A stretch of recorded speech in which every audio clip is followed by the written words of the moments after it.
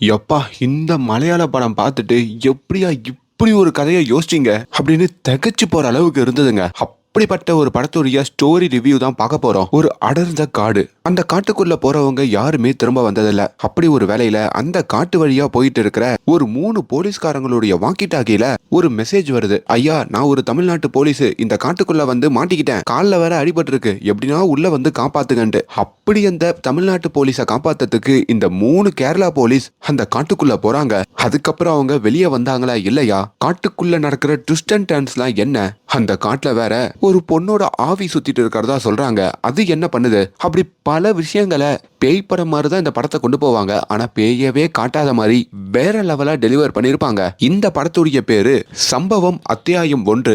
ஒரு must watch movie. இப்ப Tamil dubbing உடைய ஓடிடில இருக்கு. அதை ப்ரமோட் பண்ணதான் இந்த வீடியோவே. லைக் கொடுக்கலாம், ஒரு சின்ன லைக்கோட கண்டினியூ பண்ணுங்க. நீங்க இப்ப பார்த்துட்டு இருக்கிறது நம்மளுடைய பிலிம் பை. நான் முன்ன சொன்ன பாத்தீங்களா, அந்த அடர்ந்த பயங்கரமான ஒரு காடுன்ட்டு. அப்படி அந்த காட்டுக்குள்ள 2 பிணங்களை தூக்கிக்கிட்டு ஒரு வெள்ளக்காரியோடைய தலைமையில நிறைய அடியாட்கள்லாம் போற மாதிரி காட்டுறாங்க. அந்த வெள்ளக்காரியோ அவங்களுடைய முகத்தை ரொம்ப கொடூரமா வச்சுக்கிட்டு தீப்பந்தத்தையும் எடுத்துக்கிட்டு இப்ப அந்த 2 பிணங்களை புதைக்கிறதுக்காக ஒரு நல்ல இடமையும் பார்த்துக்கிட்டு இருக்காங்க. அப்படி ஒரு இடத்தையும் பார்த்துட்டு அங்க ஒரு குழியை நோண்ட சொல்றாங்க. கொஞ்ச நேரத்திலேயே அங்க அந்த மூட்டையில கட்டி கொண்டு வந்திருக்கிற அந்த 2 பேருடைய முகத்தை பார்க்க அதுல ஒரு பொண்ணுடைய முகத்தையும் இந்த வெள்ளக்காரி பாக்குறாங்க. அவங்களுக்கோ பயங்கர கோவம் வருதுங்க. உனக்கு எவ்வளவு தைரியம் இருந்தா எனக்கு இப்படி ஒரு துரோகத்தை பண்ணிருப்ப, உன்ன மாதிரி ஆளுங்களோட வாழ்க்கைலாம் இப்படியேதான் முடியணும் அப்படின்ற மாதிரியும் சொல்ல, இன்னொரு பக்கம் இன்னொரு மூட்டையில ஒரு ஆணுடைய உடம்பு இருக்கோங்க. அந்த ஆணுமே இவங்க எல்லாருமே அந்த பொண்ணை புதைச்சிட்டு இருக்கிற சமயத்துல அந்த மூட்டையில இருக்கிற கட்டை அவிழ்த்துக்கிட்டு நைஸா எஸ்கேப் ஆயிடுறாரு. பார்த்தா அது ஒரு வெள்ளக்காரன் அப்படின்ற மாதிரியும் தெரியுது. இப்ப அந்த பொண்ணை புதைச்சிட்டு வந்து இந்த வெள்ளக்காரியும் அந்த இன்னொரு பாடிய பார்க்க வராங்க. அதுல இருந்து அந்த வெள்ளக்காரனை காணோம்.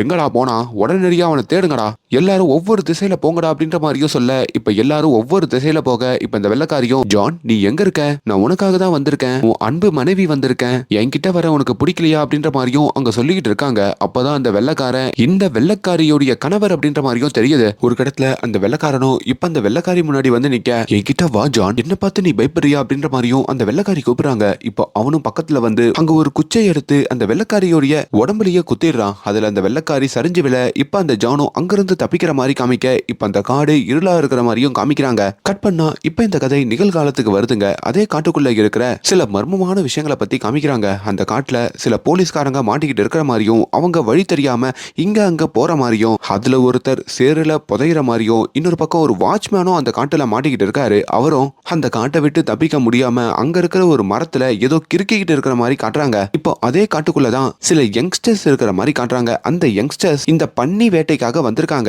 அதிலேயுமே ஒரு பொண்ணு இருக்காங்க. அந்த பொண்ணுமே தன்னுடைய துப்பாக்கியை வச்சு அங்க ஒரு பன்னிய குறிப்பாத்துக்கிட்டு இருக்காங்க. ஆனா அவங்க திரும்பத்துக்குள்ளேயே அந்த பன்னி டபடபன்னு ஓடிடுதுங்க. கூட இருக்கிற ஃப்ரெண்ட்ஸும் இப்படி அழகான பன்னிய கோட்டை விட்டி அப்படின்ற மாதிரியும் கத்திக்கிட்டு இருக்க, அப்பதான் அங்க இன்னொரு சத்தம் அந்த பொண்ணுக்கு கேக்குது. யாரும் நடந்து வர சத்தம். அது அந்த போலீஸ்காரர் தாங்க. பன்னின்னு நினைச்சு அந்த போலீஸ்காரரை அந்த பொண்ணு சுட்டுறாங்க. அப்படி சுட்டதுமே அந்த காட்டுல திடீர்னு ஒரு இருள் சூழுது. ஏதோ ஒரு பொண்ணு கத்துற மாதிரியான சத்தங்கள் கேக்குது. அந்த சத்தம் அந்த பொண்ணுக்கும் அவங்களுடைய ஃப்ரெண்ட்ஸுக்கும் மட்டும் கேட்கல. அங்க ஒரு போலீஸ்காரர் தசை மாதிரி நடந்து வந்திருப்பார்ல அவருக்கும், அங்க ஒரு வாட்ச்மேன் சுத்திட்டு இருப்பார்ல அவருக்குன்னு சொல்லி எல்லாருக்கும் கேட்டு அந்த இடத்துல எல்லாரும் ஓட ஆரம்பிக்கிறாங்க. ஆரம்பத்துல இதை பார்க்கும் போதோ உங்களுக்கு கொஞ்சம் புரியாத மாதிரி இருக்கும். ஆனா போக போக பயங்கரமா கனெக்ட் ஆயிடும். தொடர்ந்து கவனிங்க. இப்ப கட் பண்ணா கதை நம்ம ஹீரோ மேல வருதுங்க. இந்த ஒரு கார் பாத்தீங்களா, இவர் தான் நம்ம ஹீரோ. நம்ம ஹீரோ போலீஸா இருப்பாருங்க. ஆனா கொஞ்ச நாளா சஸ்பென்ஷன்ல இருப்பாரு. இப்போ தன்னோட மனைவி இருக்காங்க பாத்தீங்களா, அவங்க பிரெக்னெண்டா இருக்கிறதுனால அவங்கள கூட்டிட்டு நம்ம ஹீரோ ஒரு ட்ரீட்மெண்ட்டுக்காக ஹாஸ்பிட்டலுக்கு வந்திருக்காரு. டாக்டருமே டெலிவரி ஆகிறதுக்கு 2-3 வாரங்கள் தான் இருக்கு, இந்த சமயத்துல தான் உங்க மனைவியை நீங்க பத்திரமா பாத்துக்கணும்ன்ற மாதிரியும் சொல்லிக்கிட்டு இருக்க. ஆனா அதே வேலையில தான் ஹீரோக்கு இன்னொரு பொறுப்பும் இருக்குங்க. அவரு போலீஸ் வேலையில இருந்து சஸ்பெண்ட் ஆயிருப்பாரு பாத்தீங்களா, அவரை மறுபடியும் ஜாயின் பண்றதுக்கு நாளைக்கு வர சொல்லிருப்பாங்க. ஆனா புது ஸ்டேஷன் புது ஊரு. இப்ப அங்க போறதா மனைவியை பாத்துக்கிறதான ஒரு குழப்பத்துல ராத்திரி மனைவி கிட்டையும், நான் இங்க இருந்து போனதுக்கு அப்புறம் நீ பத்திரமா இருப்பியா, ஜாக்கிரதையா இருப்பியா, வழி வந்தா போன் பண்ணணும் சரியா அப்படின்ற மாதிரிலாம் பேசிக்கிட்டு இருக்காரு. அவங்க மனைவியுமே, அதான் அத்தெல்லாம் கூட இருக்காங்கல்ல, நீங்க ஜாக்கிரதையா போயிட்டு வாங்க, நான் பாத்துக்கிறேன்ற மாதிரியும் சொல்லி இப்ப ஹீரோவை வழி அனுப்பி வைக்க, அப்படிதாங்க நம்ம ஹீரோ அந்த கிராமத்துக்கு வராரு. அந்த கிராமத்துக்கு வந்து பஸ் ஸ்டாண்ட்ல இறங்கி இன்னும் கொஞ்சம் தொலைவு ஒரு ஜீப்ல தாங்க அவருடைய போலீஸ் ஸ்டேஷனுக்கு போகணும். அப்ப அவருக்கு தான் ஃப்ரெண்டு கிட்ட இருந்து கால் வருது. உன் மனைவிக்கு வலி வந்துருச்சு, அவளை ஹாஸ்பிட்டல்ல சேர்த்திருக்கோன்ற மாதிரியும் சொல்ல, ஐயோ இந்த சமயத்துல வேற இங்க வந்துட்டோமேன்ற மாதிரி ஹீரோக்கு ஒரு மாதிரி ஆகுது. இப்ப அங்க ஜீப்புக்கார வேற டைம் ஆச்சு, ஒழுங்கா வந்து வண்டியில ஏறு அப்படின்ற மாதிரியும் கத்த, ஹீரோவும் முன்னாடி உட்காரலான்னு வராருங்க. ஆனா முன்னாடி உட்கார விடாம, நீ என்ன இந்த ஊருக்காரனா, ஊருக்கு புதுசா தானே வந்திருக்க, பின்னாடி போய் உட்காரு அப்படின்ற மாதிரியும் ஹீரோ ஒரு போலீஸ்னு தெரியாம அங்க பேசிக்கிட்டு இருக்காங்க. இப்ப தான் மனைவிக்கும் என்ன ஆச்சு அப்படின்ற மாதிரி போன் பண்ணி கேட்கணும்னு நினைக்கிறாரு. ஆனா போன்ல சரியா சிக்னல் கிடைக்க மாட்டேங்குது. அப்பதான் அந்த ஊர்க்காரர் ஒருத்தரும், தம்பி என்னோட போன்ல இருந்து கால் பண்ணுப்பா அப்படின்ற மாதிரி தான் போனை கொடுக்க, அதையும் அந்த ஜீப்பை ஓட்டிட்டு இருக்கிற டிரைவரும் அவருடைய ஃப்ரெண்டும் பாக்குறாங்க. பயங்கரமா சிரிக்கிறாங்க. இவனை நம்பியா உன் பொண்டாட்டி நம்பரை அவன் போன்ல இருந்து பண்ற, அவன் பொண்டாட்டிக்கு அப்புறமா கால் பண்ணி பேசுவான் அப்படின்ற மாதிரிலாம் கிண்டல் பண்ண, இப்ப ஹீரோ அங்க போன் பண்ணி பேசுறாரு. அதுல தனக்கு ஒரு பெண் குழந்தை பிறந்திருக்கு அப்படின்ற மாதிரியும் அவருக்கு தெரியுதுங்க. அவருக்கு அப்படி ஒரு சந்தோஷம். இப்ப போனையும் கட் பண்ணிட்டு தனக்கு குழந்தை பிறந்த விஷயத்தையும் அங்க அந்த போனு கொடுத்த அண்ணங்கிட்டையும் சொல்ல, அப்பதான் இவங்க போயிட்டு இருக்கிற ஜீப்பை திடீர்னு ஸ்டாப் பண்றாங்க. அப்ப நம்ம ஹீரோ அங்க ஒரு மானை பாக்குறாருங்க. அதுக்கப்புறம் மான்கள் இருக்கும் இடம் அப்படின்ற ஒரு போர்டு அங்க வச்சிருக்காங்க. ஏன் ஸ்டாப் பண்ணீங்கன்ற மாதிரி வெளியே வந்து பார்த்தா அங்க ஒரு போலீஸ்காரர் இருக்காருங்க. அவர் அந்த காட்டுக்குள்ள ஏதோ மிருகங்கள் கிட்ட கடி வாங்கி இருப்பாரு போல. இப்ப ரோட்லயும் அப்படியே உசுருக்கு போராடிக்கிட்டு இருக்காரு. பாக்குற ஹீரோவுமே அவரை காப்பாத்த ஜீப்ல ஏத்தணும்னு நினைக்கிறாரு. ஆனா ஜீப்புக்காரங்களும் எதனா போலீஸ் பிரச்சனை வரும் அதெல்லாம் வேணான்னு சொல்ல, டேய் நானே போலீஸ் தான், இவரை வண்டியில ஏத்துங்கன்னு சொல்லிட்டு இப்ப அவரை வண்டியில ஏத்திட்டு இப்ப அந்த வண்டியோடைய முன் சீட்டிலையும் நம்ம ஹீரோ உக்காந்துக்கிட்டு அங்க இருந்து கிளம்புறாருங்க. அப்படி அந்த போலீஸ்காரரை காப்பாத்திருப்பாரு பாத்தீங்களா, அவரையுமே நம்ம ஹீரோ பக்கத்துல இருக்கிற ஒரு ஹாஸ்பிட்டல்ல சேர்க்க, அப்பதான் நம்ம ஹீரோவை அங்க லோக்கல்ல இருக்கிற எஸ்ஐ பார்க்க வராரு. அவருடைய பேரு அசோகன். என்ன தம்பி நீ தான் புதுசா வந்த போலீஸ்காரனா, நான் தான் ஸ்டேஷன் எஸ்ஐன்னு சொல்ல, ஹீரோவும் அவருக்கு ஒரு சல்யூட்டை போட்டுட்டு, ஊருக்கு வந்த உடனேயே ஒரு நல்ல காரியம் பண்ணிருக்க போல இருக்கு, சாப்பிட்டியா அப்படின்ற மாதிரி கேக்குறாரு. சரிவா சாப்பிடுவோன்னு சொல்லி அங்க இருக்கிற ஒரு ஹோட்டலுக்கும் கூட்டிட்டு போறாரு. உன்னோட குடும்பத்தை பத்தி சொல்லுன்ற மாதிரி ஹீரோ கிட்ட கேட்க, ஹீரோ தனக்கு ஒரு மனைவி, இப்பதான் எனக்கு குழந்தை பிறந்ததுன்னு சொல்ல, அடப்பாவி குழந்தை கூட பார்க்காம இங்க வந்திருக்கேன்ற மாதிரி கேக்குறாங்க. என்ன பண்றது சார், சஸ்பென்ஷன்ல இருந்து திரும்பி ஜாயின் பண்ற டேட்ல குழந்தை பிறந்திருக்கு, அதான் இங்க வர வேண்டிய மாதிரி ஆயிடுச்சுன்ற மாதிரி ஹீரோ சொல்ல, எதுக்காக சஸ்பெண்ட் ஆன, அது கேஸ் விஷயத்துல கொஞ்சம் டென்ஷனா இருந்தேன் சார், அதுக்கு அதிகாரிக்கு நான் சல்யூட் பண்ணலன்னு சொல்லி சஸ்பெண்ட் பண்ணிட்டாங்க அப்படின்ற மாதிரியும் சொல்றாரு. ஐயோ நாங்களாம் அப்படி இல்லப்பா, ரொம்ப ஃப்ரெண்ட்லியான டைப்பு, எங்களுக்கு அப்படிலாம் மரியாதை கொடுக்கணும்லாம் அவசியம் இல்லை, கேஸை மட்டும் நீ நல்லா கவனிச்சா போதுன்ற மாதிரி அங்க இருக்கிற அந்த எஸ்ஐயும் கூட இன்னொரு போலீஸ் இருக்காருங்க. அவங்களும் நம்ம ஹீரோ கிட்ட ரொம்ப கம்ஃபர்டபுளா பேசுற மாதிரி காமிக்கிறாங்க. வர சனிக்கிழமை சண்டே ஒரு லீவை எடுத்துட்டு நீ போய் உன் குழந்தைய கூட பாத்துட்டு வா அப்படின்ற மாதிரியும் அங்க ஹீரோக்கு ஆதரவா பேசுறாங்க. இப்ப இந்த எஸ்ஐ அசோகன் இருக்காரு பாத்தீங்களா, அவருக்கு ஒரு கான்ஸ்டபிள் கால் பண்றாரு. சார் நாங்க இந்த காட்டு பாதையில அப்படியே வண்டியில வந்துகிட்டு இருந்தோம், அப்ப அந்த இடத்துல சில சத்தம் கேட்டது, பாட்டா அங்க இருக்கிற காட்டுக்குள்ள உட்காந்து ஒரு 4 இளைஞர்கள் ஒரு 2 பொண்ணுங்களோட அப்படியே ஜாலியா சுத்திக்கிட்டு இருந்தானுங்க. அது ரெஸ்ட்ரிக்டடான ஏரியா, நீங்க எப்படிடா பெர்மிஷன் இல்லாம உள்ள வரலான்னு சொல்லி நம்ம ரெஜி இருக்காருல, அவர் அந்த பசங்களை போட்டு அடிச்சிட்டார் சார், இங்க ஒரு பஞ்சாயத்து போயிட்டு இருக்கு, சீக்கிரமா வாங்கன்னு கூப்பிட, அப்பதான் அந்த ரெஜி யாருன்னு காமிக்கிறாங்க. அதே ஸ்டேஷன்ல இருக்கிற இன்னொரு ஸ்ட்ரிக்டான போலீஸ் தான் இந்த ரெஜி. சின்ன சின்ன விஷயத்துக்கும் கோவப்படுவாரு. இப்பயும் எப்படா நீங்க ரெஸ்ட்ரிக்டட் ஏரியாவுக்கு வரலான்னு சொல்லி அந்த 4 பசங்களையும் போட்டு அடிக்கிறாரு. அதுல ஒரு பையனுமே பயந்து அந்த காட்டுக்குள்ள ஓட பார்க்க, அப்படி அந்த பையனையும் இந்த ரெஜி மடக்கி பிடிக்க, அப்ப அந்த இடத்துல ஒரு பயங்கரமான சம்பவத்தை 2 பேருமே பாக்குறாங்க. கொஞ்ச நேரத்துல சம்பவ இடத்துக்கு வர இந்த எஸ்ஐ அசோகனும் நம்ம ஹீரோவும் என்னாச்சு அப்படின்ற மாதிரி அந்த காட்டுக்குள்ள லைட்டா நுழைஞ்சி உள்ள பார்த்தா அங்க ஒரு பிணம் இருக்குங்க. அது ஒரு போலீஸ்காரருடைய பிணம் தான். ஏதோ சேத்துல சிக்கி அவர் அங்க பரிதாபமா போய் சேர்ந்திருக்காரு போல. அப்படி அந்த நிலைமையிலயும் அவங்கள பார்க்க, இப்ப அந்த இடத்துல அந்த பசங்களுடைய டீடைல்ஸையும் வாங்கிட்டு மத்த போலீஸ் ஸ்டேஷன்லயும் இந்த இன்ஃபர்மேஷனை பாஸ் பண்றாங்க. இப்ப இந்த எஸ்ஐ அசோகனும் அங்க இருந்து அவருடைய வண்டியில கிளம்ப, இப்ப அந்த வண்டியில நம்ம ஹீரோவும் ஏறிக்கிறாரு. அந்த ரெஜி இருக்காருல ஸ்ட்ரிக்டான போலீஸ், அவரும் ஏறிக்கிறாரு. கட் பண்ணா இப்போ அதே காட்டுக்குள்ள சீஃபன் அப்படின்ற மாதிரி ஒரு போலீஸ்காரரை காமிக்கிறாங்க. அவரும் அந்த காட்டுக்குள்ள வந்து இப்போ மாட்டிக்கிட்டு இருப்பாரு போல. அவர் காலில் வேற அடிபட்டு இருக்கிறதுனால அவரால் எங்கேயுமே நகர முடியல. அப்ப அவருடைய வாக்கி டாக்கி எடுத்து, என்ன யாருன்னா காப்பாத்துங்க, நான் இந்த காட்டுக்குள்ள மாட்டிக்கிட்டு இருக்கேன், தயவு செஞ்சு வாங்க அப்படின்ற மாதிரியும் ஹெல்ப் கேட்டுக்கிட்டு இருக்க, இப்ப வண்டியில போயிட்டு இருக்கிற நம்ம ஹீரோ அந்த எஸ்ஐ ரெஜி இருக்காரு பாத்தீங்களா, அவங்க கிட்ட இருக்கிற வாக்கி டாக்கியில அந்த மெசேஜ் வருதுங்க. யோ இந்த வாக்கி டாக்கி எப்படியா இங்க வந்தது அப்படின்ற மாதிரி இந்த எஸ்ஐயும் கேட்க, சார் இப்போ கடைசியா ஒரு சேத்துல மூழ்கி ஒருத்தருடைய பாடி கிடைச்சதுல சார், அங்க இருந்த வாக்கி டாக்கி சார், அவரோட வாக்கி டாக்கி சார், தமிழ்நாடு கண்ட்ரோல்ல அந்த போலீஸ்காரங்களாம் வராங்க சார், அப்படி அவர் கூட வந்தவர் அந்த காட்டுக்குள்ள மாட்டிக்கிட்டு இருக்காரு போல, அவர் தான் உதவி கேட்கிறாருன்ற மாதிரியும் அங்க சொல்ல, அங்க ரெஜியுமே இது தலைவலி பிடிச்ச வேலை, இந்த காட்டுக்குள்ள நிறைய மர்மங்கள்லாம் இருக்குன்னு சொல்றாங்க, நம்ம உள்ள போய் தேவையில்லாம மாட்டிக்க வேண்டாம், அப்படியே போயிடுவோம் சார் அப்படின்ற மாதிரியும் சொல்ல, ஆனா அந்த எஸ்ஐ கேட்க மறுக்கிறாரு. வண்டியையும் ஓரமா நிப்பாட்டுறாரு. மறுபடியும் அந்த வாக்கி டாக்கில அந்த உள்ள மாட்டிக்கிட்டு இருக்கிற அந்த ஸ்டீஃபன் அப்படின்ற அந்த போலீஸ்காரரும், சார் எனக்கு குழந்தை வேற பிறந்திருக்கு சார், இன்னும் நான் அதை பார்க்கவே இல்லை சார், தயவு செஞ்சு உள்ள வந்து என்னை காப்பாத்துங்க சார் அப்படின்ற மாதிரியும் கெஞ்சி கேட்க, இது நம்ம ஹீரோக்கும் ஒரு மாதிரி எமோஷனலா கனெக்ட் ஆகுது. சார் சார் இந்த போலீஸை பார்க்கறதுக்கு என்ன மாதிரியே இருக்கு சார், உள்ள போய் காப்பாத்துங்க சார் அப்படின்ற மாதிரியும் அங்க இந்த எஸ்ஐ கிட்டையும் சொல்றாரு. அப்பயும் அந்த ரெஜி வந்து இது தேவையில்லாத வேலை, உள்ளெல்லாம் போவேணான்னு சொல்ல, இப்ப ரெஜி கிட்டையும் ஏன் சார் அவ்வளவு பயமானு கேட்டவன ரெஜிக்கு தன்மானம் இடிக்குதுங்க. யாருக்கு பயம், வாங்க போவோம் அப்படின்னு சொல்லி இப்ப இந்த ரெஜி, நம்ம ஹீரோ, அந்த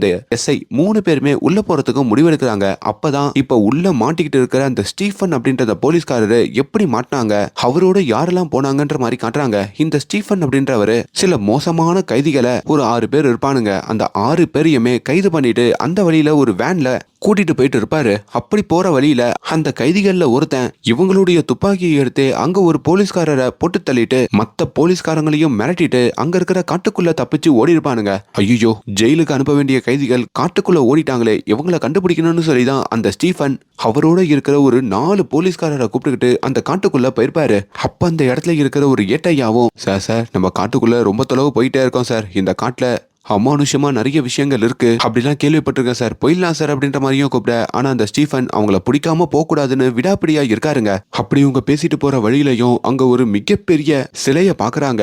அது ஒரு மனித வடிவத்திலையும் ஒரு காக்காவோட தலையையும் வச்சு அந்த சிலை இருக்குங்க. அதை பார்த்தோம் இவங்களுக்கு பீதி அடைய, இப்ப இந்த ஏட்டையும் இந்த ஸ்டீஃபன் அப்படின்ற போலீஸ், நீ இந்த வழியா போய் பாரு, நான் இந்த வழியா பாக்குறேன்ற மாதிரியும் தசமாத்தி விடுறாரு. அப்பதான் அங்க தப்பிச்சு போன கைதிகள்லாம் இருக்காங்க பாத்தீங்களா, அவங்க வந்து திடீர்னு இந்த போலீஸ்காரங்களை அட்டாக் பண்ண தற்காப்புக்காக இப்ப அந்த ஸ்டீஃபனும் ஒரு துப்பாக்கியை எடுத்து அங்க ஒரு கைதியையும் போட்டு தள்ளுறாரு. அப்படி அந்த கைதியோடைய உடம்புல இருக்கிற அந்த அடிப்பட்ட காயம், அந்த ரத்தம் அந்த காட்டுக்குள்ள சொட்டுதுங்க. அது சொட்டினதுமே அந்த காடு நிறம் மாறுது, கருப்பு கலர்ல ஆகுது. அவங்க எல்லாருக்கும் ஏதோ வாய்ஸ் கேக்குது. ஸ்டீஃபனும் கண்ணை மூடி கண்ணை திறந்தா அவர் அங்க தனியா இருக்காருங்க. அதுக்கப்புறம் தான் இப்ப இந்த ஸ்டீஃபன் அந்த காட்டுக்குள்ள மாட்டின மாதிரியும், இப்ப அந்த ஸ்டீஃபனை தேடி கண்டுபிடிக்கிறதுக்கு தான் நம்ம ஹீரோ, அந்த எஸ்ஐ அசோகன், இந்த ரெஜி, இந்த 3 பேருமே அந்த காட்டுக்குள்ள அந்த மழையிலையும் கொடை பிடிச்சிக்கிட்டு போறாங்க. அப்படி அந்த காட்டுக்குள்ள நடந்து போற பாதையிலையும் இந்த எஸ்ஐ அசோகன், இந்த காட்டுக்குள்ள நிறைய பிணங்கள் கிடைச்சிருக்கு, அடையாளமே தெரியாம நாதியே இல்லாமலாம் நிறைய பேரு இங்க இருந்திருக்காங்க அப்படின்ற மாதிரிலாம் பயன்படுத்திக்கிட்டு போறாரு. இதெல்லாம் ஹீரோக்கு ஒரு மாதிரி ஆகுதுங்க. இப்ப மறுபடியும் அந்த வாக்கி டாக்கியில அந்த ஸ்டீஃபன் அப்படின்ற போலீஸ்காரரு, சார் இங்க ஒரு பெரிய மரம் இருக்கு சார், அந்த மரத்துக்கு அடியில தான் சார் இருக்கேன், சீக்கிரமா வாங்க சார், காப்பாத்துங்க சார் அப்படின்ற மாதிரியும் கேட்க, கொஞ்ச நேரத்துல அங்க மழை நிக்குதுங்க. இப்ப இவங்களும் அந்த மரத்தை நோக்கி வர, அப்பதான் அந்த இடத்துல அந்த காக்கா தலை உள்ள ஒரு சிலை இருக்கு பாத்தீங்களா, அந்த சிலையை இவங்க பாக்குறாங்க. ஐயோ, அப்ப அந்த ஊருக்காரங்க சொல்ற கதெல்லாம் உண்மைதான் போல இருக்கே, நரபலி கொடுக்குற இடம் இதுதான் போல இருக்கேன்ற மாதிரியும் அங்க அந்த எஸ்ஐ சொல்ல, இப்ப மறுபடியும் அந்த வாக்கி டாக்கியில அந்த ஸ்டீஃபனு காப்பாத்துங்கன்ற மாதிரியும் கூப்பிடுறாரு. சார் இங்க ஒரு சிலை இருக்கு சார், அந்த சிலைக்கு பக்கத்துல தான் சார் நிக்கிறோம், அங்க இருந்து எப்படி வரணும்ன்ற மாதிரி இவங்க கேட்க, முதல்ல லெஃப்ட்ல வாங்கன்னு சொல்லிட்டு அப்ப ரைட்ல வாங்கன்னு சொல்றாரு. சார் கரெக்டா சொல்லுங்க சார் அப்படின்னு சொல்லிட்டு இருக்க, இப்ப கொஞ்ச நேரத்திலேயே இவங்களுக்கு ஒரு சின்ன சந்தேகம் வந்து, ஒருவேளை அந்த ஸ்டீஃபன் அப்படின்ற ஒரு நபர் நம்மள எதனா ஒரு டிராப்ல மாட்ட வைக்கிறதுக்கு தான் இங்க வராரோ, நம்ம தமிழ்நாடு பார்டர்ல இருக்கிற அந்த போலீஸ் ஸ்டேஷனுக்கே கால் பண்ணி ஸ்டீஃபன் அப்படின்ற ஒரு அதிகாரி காணாம போயிருக்காரா இல்லையான்றதை விசாரிச்சிடலான்ற மாதிரியும் கால் பண்றாங்க.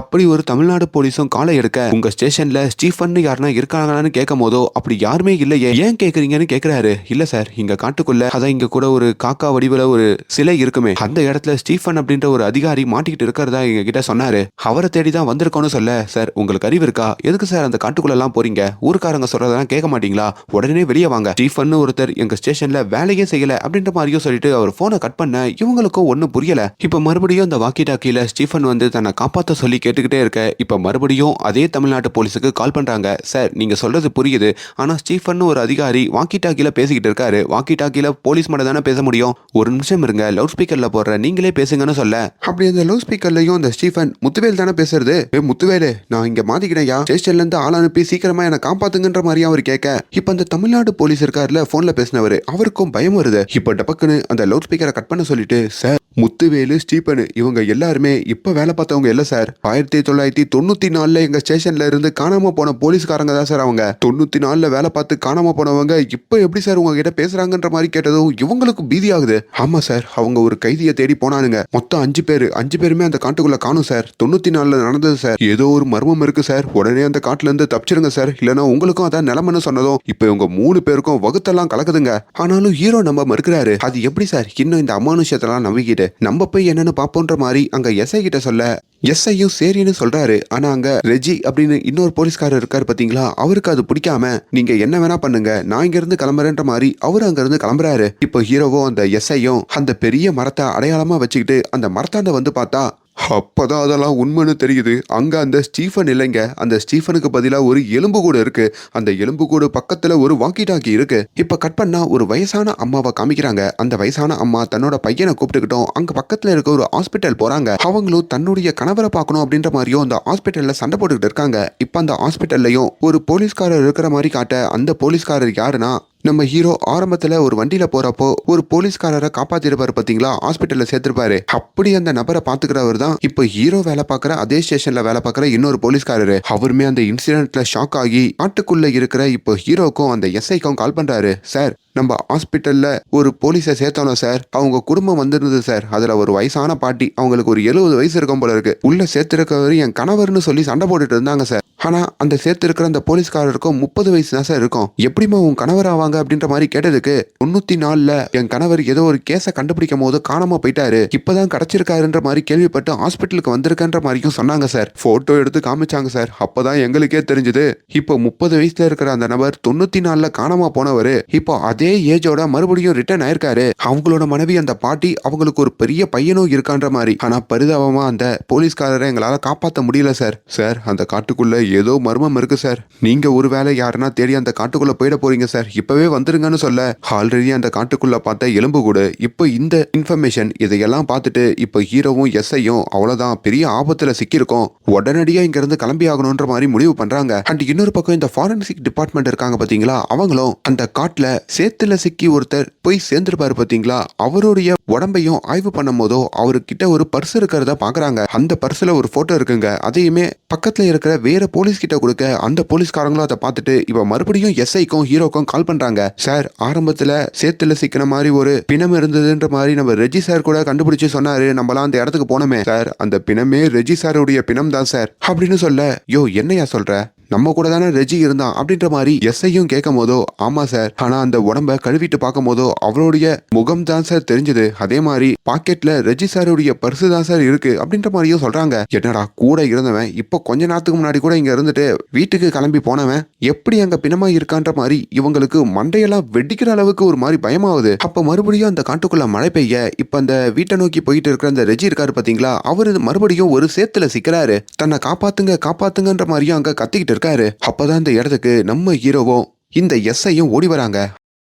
ஆனா அவங்க வரும்போதே பின்னாடி வேற யாரையும் அந்த ரெஜி பாக்குறாரு. இப்போ ஹீரோவோட கையை பிடிச்சி அங்கிருந்து மேலே ஏறி வரலான்ற மாதிரி போராட அப்போ ஒரு குச்சில அவரோட கை கிழிச்சுக்குதுங்க. இப்போ அவரு உடம்புல இருந்தும் அந்த ரத்தம் அந்த காட்டுல சொட்ட, அதுக்கப்புறம் அந்த காடு நிறம் மாறுது. அங்க வித்தியாசமான ஓசைகள்லாம் கேக்குது. இப்ப இந்த எஸ்ஐயுமே அந்த ஓசையை அடக்கிறதுக்காக அவரோட துப்பாக்கி எடுத்து மேல பார்த்து சுடுறாருங்க.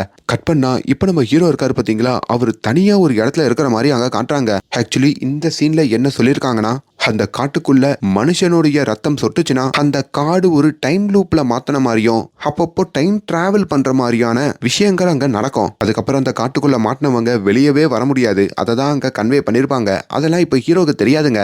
இப்ப ஹீரோவும் எந்த காலத்துக்கு தெரியுமா போறாரு, ஓப்பனிங் சீன்ல ஒரு வெள்ளக்காரி தன்னுடைய கணவரையே போட்டு தலை வந்திருப்பா பாத்தீங்களா, அந்த காலத்துக்கு பேர்றாருங்க. இப்போ கண்முழிச்சு பார்த்தா மறுபடியும் ஹீரோ நிகழ்காலத்துல இருக்க அங்கிட்டு ஒரு சின்ன பொண்ணையும் நம்ம ஹீரோ பாக்குறாரு. ஏமா, நீ எப்படிமா இந்த காட்டுக்குள்ள மாட்டின, உனக்கு என்ன ஆச்சுமான்ற மாதிரியும் ஹீரோ கேட்க அப்பதான் அந்த மரத்துக்கு பின்னாடி ஒரு பாடி கிடக்கிறத ஹீரோ பாக்குறாரு. அந்த பாடி யாருதுன்னா தான் கூட வந்த அந்த எஸ்ஐயுடைய பாடிங்க. ஹீரோக்கு ஒரு மாதிரி பயம் வந்துருது. கொஞ்ச நேரத்தையே நம்ம ஹீரோவை அங்க அட்டாக் பண்றதுக்காக அந்த கைதிகள் இருக்காங்க பாத்தீங்களா, 94ல தப்பிச்சு போயிருப்பானுங்களே, அவனுங்க வந்து இப்போ ஹீரோவை அட்டாக் பண்ண இப்போ அவனுங்களோடையும் ஹீரோ சண்டை போடுறாரு. அப்பதான் அந்த இடத்துல 94ல காணாம போன அந்த ஸ்டீஃபன் இப்போ ஹீரோ கிட்ட பேசியிருந்தார் பாத்தீங்களா, அவரை நம்ம ஹீரோ பாக்குறாரு. ஆனா இப்ப அந்த ஸ்டீஃபனுக்கு அடிப்படைங்க. அப்பதான் அந்த கைதிகளை தேடி அவர் காட்டுக்குள்ள நுழையாரு போல.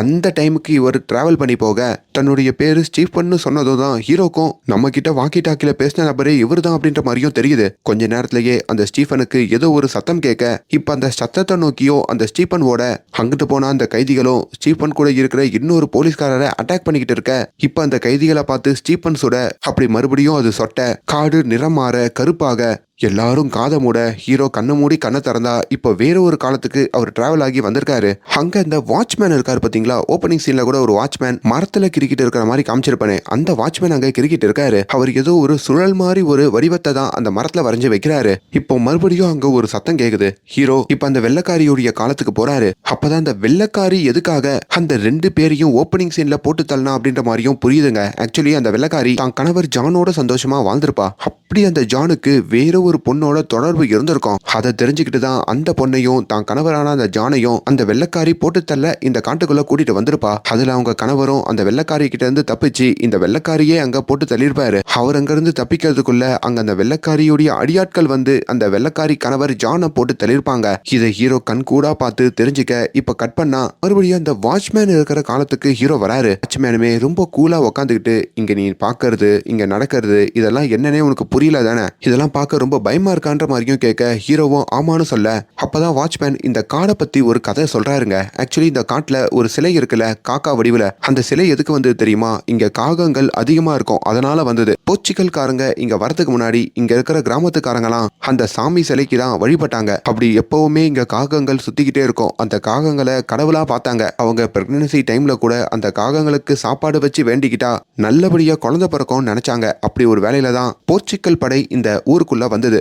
அதுல இருந்த ஒரு மோசமான ராஜா இந்த கிராமத்தை வாட்ச் பண்ணான். இந்த கிராமத்துல இருக்கிற இந்த சக்திகளை பத்தியும் மக்களுடைய செல்வங்களையும் அபகரிக்கணும்னு நினைச்சான். அப்படி அங்க இருக்கிற மக்கள் எல்லாம் அழிச்சிட்டு கிராமத்துல இருக்கிற கோயில் சிலைகள் எல்லாம் கடத்த ஆரம்பிச்சான். அப்பதான் அந்த கிராமத்து காட்டுக்குள்ள இந்த காகம் வடிவில இருக்கிற சிலையையும் அவன் பார்த்தான். இதையும் எப்படின்னா கடத்தணும்னு நினைச்சு யானையெல்லாம் கூட்டிட்டு வந்தான். ஆனாலும் அவனால அந்த சிலையை ஒன்னும் பண்ண முடியல, ஒரு செட்டு கூட நகர்த்த முடியல. இதுல அந்த போர்ச்சுகல் ராஜாக்கு கோவம் வந்து அந்த கிராமத்துக்காரங்க எல்லாரையுமே அந்த காட்டுக்குள்ள பலி கொடுத்தான். அப்படி அந்த கிராமத்துக்காரங்க ஒவ்வொருத்தரோட வாழ்க்கை முடியறப்பவோ அவங்க ஒரு சாபம் விட்டு அங்க போனாங்க. அதே மாதிரி அங்க இருக்கிற காகங்கள் எல்லாத்தையும் அந்த ராஜா கொளுத்திட்டான். அதுல இருந்தே இந்த காடு ஒரு பேய் காடா மாறிடுச்சு. அப்பதான் அந்த வெள்ளக்காரனுக்கு ஒரு விஷயம் புரிஞ்சது. அங்க மக்கள் சக்தி உள்ள அந்த காகம் தலையுள்ள சாமிய கும்பிட்டு இருப்பாங்கல்ல, அந்த சாமியுடைய மிகப்பெரிய சக்தியே காலத்தை கண்ட்ரோல் பண்றதுதானா. அதுக்கப்புறம் அந்த வெள்ளக்காரனான போர்ச்சுகல் ராஜாவும் இதே காட்டுக்குள்ள மாட்டிட்டு இருக்கிறதாகவும், பிறகு யாரு இந்த காட்டுக்குள்ள வந்தாலும் அடிச்சுக்கிட்டு இந்த மாதிரி ரத்தம் சிந்துற மாதிரி எதனா சம்பவம் பண்ணா அவங்க இந்த காட்டுக்குள்ளேயே மாட்டிப்பாங்க, வெளியே போகவே முடியாது, அவங்க காலம் மாறிக்கிட்டே இருப்பாங்க, அதுதான் அவங்க விதி அப்படின்ற மாதிரி அங்க சொல்றாரு. சரி சார், நீங்க எதுக்கு மாட்டீங்கன்ற மாதிரி கேட்க அந்த போர்ச்சுகல் ராஜா இருக்காரு, அவர்கிட்ட இப்படி ஒரு கிராமம் இருக்கு, இங்க வந்தா இதெல்லாம் சூறையாடலான்னு அவரை கூட்டு வந்ததே நான் தான் சார். அப்படி 400 வருஷமா இந்த காட்டுக்குள்ளதான் சார் நானும் மாட்டிக்கிட்டு இருக்கேன்ற மாதிரி அவர் சொல்ல ஹீரோக்கு இன்னும் பீதியாகுது. இங்க இருந்து தப்பிக்கணும்னா ஒரே ஒரு வழிதான் சார் இருக்கு. இது எல்லாத்துக்கும் ஆரம்ப புள்ளி எது? அந்த போர்ச்சுகல் ராஜா வந்தது. அவனை வரவிடாம தடுத்துட்டா இங்க இருக்கிற எல்லாருமே ரிலீஸ் ஆயிடலாம், இதுக்கப்புறம் யாரோட வாழ்க்கையும் பாதிக்கப்படாதுன்னு சொல்ல இப்போ ஹீரோ அந்த காட்டுடைய தன்மையை ஓரளவுக்கு புரிஞ்சுக்கிறாரு. இப்போ கொஞ்ச நேரத்துல ஹீரோக்கு அங்க இன்னொரு சத்தம் கேக்குது, மழை பெய்யுது. என்னன்னு போய் பார்த்தா கொஞ்சம் சீன்களுக்கு முன்னாடி அந்த ரெஜி அப்படின்ற போலீஸ்காரரு சேத்துல சிக்கிருப்பார்ல, அவரை காப்பாத்துறதுக்கு இப்போ ஹீரோவும் அந்த எஸ்ஐ அங்க ஓடி வர மாதிரி ஹீரோவே ஒரு திசையில இருந்து பாப்பாரு. ரெஜி கூட முன்னாடி பின்னாடி திரும்பி பார்த்திருப்பார்ல, அது நம்ம ஹீரோவா தாங்க. இப்போ மறுபடியும் அங்க அந்த ரெஜி மாட்டிட்டு இருக்கும் போதோ அங்க அந்த துப்பாக்கி வெடிச்சதுக்கு அப்புறம் மறுபடியும் அந்த காடு நிறம் மாறுற மாதிரி காட்டுறாங்க. ஹீரோ காலம் கடந்து வேற ஒரு காலத்துக்கு போறாரு. அதே வேளையில இங்க ரெஜியை காமிக்கிறாங்க. ரெஜி அந்த காட்டுக்குள்ள ஒரு சின்ன பொண்ணை பாக்குறாருங்க. அந்த சின்ன பொண்ணு தான் தம்பியை தேடிதான் அந்த காட்டுக்குள்ள வந்திருப்பாங்க போல, அப்படி அந்த காட்டுல வந்து மாட்டிருப்பாங்க போல. ரெஜியுமே அந்த பொண்ணை பார்த்துட்டு ரொம்ப எமோஷனல் ஆகுறாரு. அக்கா எப்படிக்கா இருக்க, சின்ன வயசுல காணாம போனியக்கா அப்படின்ற மாதிரி இப்ப அந்த சின்ன பொண்ணு பின்னாடியே ரெஜி ஓட, அப்பதான் ரெஜியோடைய அக்காவும் இந்த காட்டுக்குள்ள தொலைஞ்ச மாதிரி காட்டுறாங்க. அப்படி ரெஜி ஓடுறதையும் ஹீரோ பார்த்துட்டு ரெஜி சார் நில்லுங்க சார் அப்படின்ற மாதிரி பின்னாடி ஓடுறாரு. அப்ப அந்த இடத்துல ஓப்பனிங்ல சில இளைஞர்கள் பன்னி சுடுறதுக்காக வந்திருப்பாங்கல்ல, அப்ப கூட பன்னின்னு நினைச்சு ஒரு நபரை சுட்டிருப்பாங்களே, அது இந்த ரெஜி தாங்க. தெரியாம அங்க ரெஜி அவங்க சுட்டுருவாங்க. அது சுட்டது ஒரு பொண்ணு. இப்ப மறுபடியும் அந்த காடு அந்த காயத்தை பார்த்துட்டு நிறம் மாறுது. ஹீரோ வேற ஒரு காலத்துக்கு போறாரு. அதாவது 1994க்கு ஹீரோ வராரு. ஓகே, இதை நம்ம எப்படின்னா தடுத்து நிப்பாட்டணும், இந்த காலத்தை எல்லாத்தையும் நம்ம மாத்தி ஆகணும் அப்படின்ற மாதிரி இந்த ஸ்டீஃபன் இருக்காரு பாத்தீங்களா, அவரையும் வந்து ஹீரோ பாக்குறாரு. அப்பதான் ஸ்டீஃபன் அந்த கைதிகளை தேடி காட்டுக்குள்ள வருவாரு. ஹீரோவோ சார் நானும் போலீஸ் தான், இந்த காட்டுக்குள்ள போவாதீங்க, ஆபத்து இருக்கு,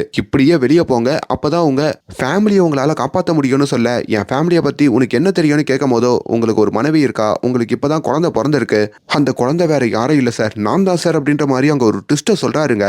ஆமாங்க, இந்த ஸ்டீஃபன் நம்ம ஹீரோவுடைய அப்பா தான். ஹீரோ தான் அம்மா கிட்ட தான் வளர்ந்துருப்பாரு. தான் அப்பா சின்ன வயசுலயே காணாம போனதுனால தான் ஹீரோக்கே இந்த வேலை கிடைச்சிருக்கோம். இப்போ தான் பர்ஸ்ல இருக்கிற அப்பாவோட போட்டோவையும் எடுத்து அங்க ஸ்டீஃபனுக்கு காமிக்க அது நம்ம ஸ்டீஃபனுடைய போட்டோ தான். அப்பா நான் உங்களை காப்பாற்றணும்னு நினைக்கிறேன், தயவு செஞ்சு புரிஞ்சுக்கோங்க. மேபி இதெல்லாம் சொன்னா உங்களுக்கு புரிய கூட புரியாது, உடனே இங்க இருந்து வெளியே போங்கப்பா அப்படின்ற மாதிரியும் சொல்ல, நீங்க நம்பலனா இப்ப ரைட் சைட்ல இருந்து சத்தம் வரும். உங்க உள்ள அந்த காணாம போன கைதிகள் ஒரு போலீஸ்காரரை அட்டாக் பண்ணுவாங்க, வேணா இப்ப அந்த போலீஸ்காரரை போய் நம்ம காப்பாத்தலாம், அந்த கைதிகளை அப்படியே விட்டுட்டு இங்க இருந்து நம்ம தப்பிக்கலாம்னு சொல்லிட்டோம். இப்ப உள்ள வந்து அங்க ஒரு ஏட்டு இருக்காருங்க, அந்த ஏட்டையும் இவங்க காப்பாத்துறாங்க. இப்ப அந்த வாக்கி டாக்கில ஸ்டீஃபனையும் மத்த போலீஸ்காரங்களையும் இங்க வர சொல்லுங்க, எல்லாரும் தப்பிச்சு இங்க இருந்து உடனே போயிடலாம் அப்படின்ற மாதிரியும் கூப்பிட, இப்ப மத்த போலீஸ்காரங்களையும் ஸ்டீஃபன் கூப்பிடுறாரு.